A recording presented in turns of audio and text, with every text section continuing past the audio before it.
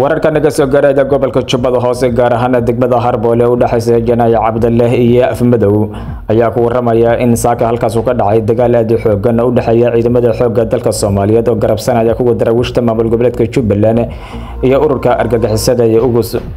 Dagaalkan ayaa saaka si lama filaan u qarxay kadib markii argagixisadu ay weerar gaadmaha ku soo qaadeen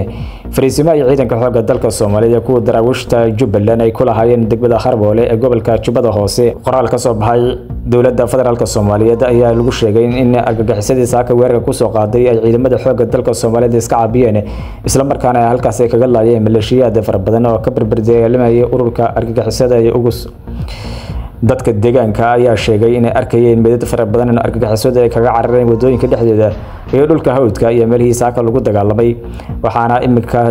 degmada Harboole ee gobolka Jubbada Hoose gacanta ku haya ciidamada xoogga dalka Soomaaliyeed ee kuwa darawishta maamul goboleedka Jubbaland. Saraakiisha ciidanka xoogga dalka Soomaaliyeed ayaa wacd ku maray inay sii wadi doonaan weerarada ay ku baagsanayaan argagixisada ilaa ay ka xaqiijinayaan guud ahaan ammaanka gobolka Jubbada Hoose.